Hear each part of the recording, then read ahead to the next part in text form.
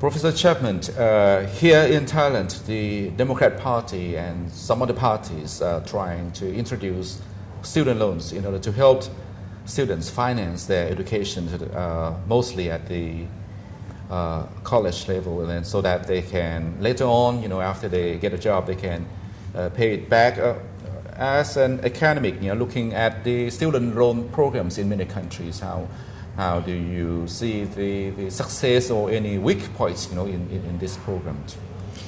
It's very important that we have student loan systems that work well, because if we don't have student loan systems that work well, then relatively poor students cannot go to tertiary education. It's very important for the country that they are able to. So having a student loan system that works properly is an important thing that governments can do. I'm not an expert on Thailand, but I know a little bit about the Student Loan Fund.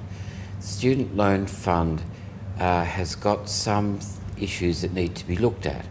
For example, they have very low rates of interest and very long periods in which there are no rates of interest at all. And sometimes that means that, in effect, the taxpayer is paying a lot of the effective loan. That's one point that should be looked at. The other point that could be looked at is the default levels. Many students don't end up paying back their student loans, and that means when they don't pay back their student loans, there is less money for student loans in the future. Now, there are different ways of looking at student loans. One way is to have the kind of loan system that you have in Thailand, which is very similar to the United States and Canada, where students pay a set amount over time, although in Thailand it's well designed because they pay more and more as they get older. But it doesn't take into account, these types of schemes don't take into account very poor graduates who still have to keep on paying back the loan. So in other countries like Australia and Britain and New Zealand, and I think in Malaysia, the students pay back their loan depending on their income in the future. And that is a very different way. What's the main reason of a high default rate here in this country? Because the students, they are not interested to, or they just thought that the program is for free from the government. Well, that might be the case. I don't know why the defaults in most countries are high, but we do know that the main reason that people default is that they haven't got the money that they need to pay back the loan. So it's not because they're necessarily cheating on the system. They may not have the money. And if they haven't got the money, they have to negotiate with the government to work out different ways of paying back the loan. And what should be an appropriate maturity of the repayment term? Well, should be stretched out over, say, like 20 years or 15 years? I think the best form of a student loan has a repayment system that depends on the student's income in the future. So the students who do very well from the university could pay back within 2 or 3 years because they have high income. And the students who don't do very well and have low income, it could take much longer. So you don't have a set repayment period with loans like this. They're called income contingent. And it can be paid back very quickly for rich students, rich graduates, and very slowly for poor ones. That is the best system, but it's a very difficult system to operate unless it's operated through the Internal Revenue Service, because the Internal Revenue Service knows what the graduate's income is going to be. So that's a very important part of the debate, not just in Thailand but around the world. But in Thailand there was a scheme called TICL, introduced in 2006, but only for 1 year.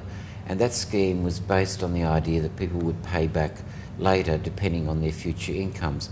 And I think there is still a case for Thailand to look at that kind of arrangement again. What should be the criteria in handing out the student loans? Because each student's need is quite different. Some students might go to like a medical school or engineering school, which requires a more substantial amount, of financing needs. Yes. Whereas others, might not have to spend that much amount of money in college. So as the administrators, of this program, how should they look about it? There are two things that matter. Is how poor is the student's family. If the student's family is very poor, they need a lot of help, not just to pay the tuition costs, the fees, but to live on because their families are poor. So that must be the most important characteristic and the most important criterion. And secondly will be the costs, because some courses cost a lot of money to teach, like medicine or veterinary science or dentistry, and some courses are very inexpensive, like arts and sociology. So you need to differentiate on the cost. But the most important reason we have student loans is to help people from poor families to get into the system. So the loan system, the amount that students get should depend on that principally. So the student loan program is mostly designed, for, I mean, in the case of Thailand, for students, from the upcountry, wishing to enter into the universities, not only here in the capital. Well, you should have the same kind of rules and arrangements across all parts of the country. It shouldn't matter where you live. It should matter whether or not you're very poor. And I understand that the student loan system in Thailand means what we call in economics means tested. It takes into account families' capacity to pay. But the single most important issue with a student loan is how it gets collected once it's been delivered. And having the graduate's income taken into account is a very important part. And that's where I think all around the world the conversation and the policy debate should be about. How large should the student loan program be, and how can it be managed efficiently, and how can you prevent an abuse of the program? Some students, might take a loans out, to buy some things that might not be really relevant, to their education needs. Well, you must make an assessment about how much students need to live and to provide that and to cover the costs of tuition. It doesn't really, the big focus should be on collecting the money when they've got income in the future. But not too much, because people can abuse it, and not just in Thailand, but all around the world that can happen. But enough to live on is important if they come from a poor family.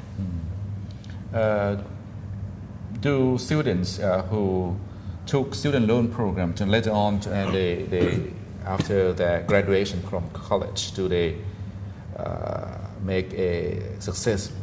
They do. Or they have achievement, in their career afterwards? I mean, in terms of how do you compare the ratio, of this, compared to other groups of people who have no access to the loan programs? Well, we don't know how much the loan affects the outcome very well, but we do know that the people who graduate over their lifetimes do much better in terms of their earnings than the people who don't graduate. That is a very clear fact for Thailand, that the university graduates do very well in the labour market. And that's why it's a reasonable and fair thing to ask them to contribute, but only when they're earning high incomes. Thank you very much. My pleasure.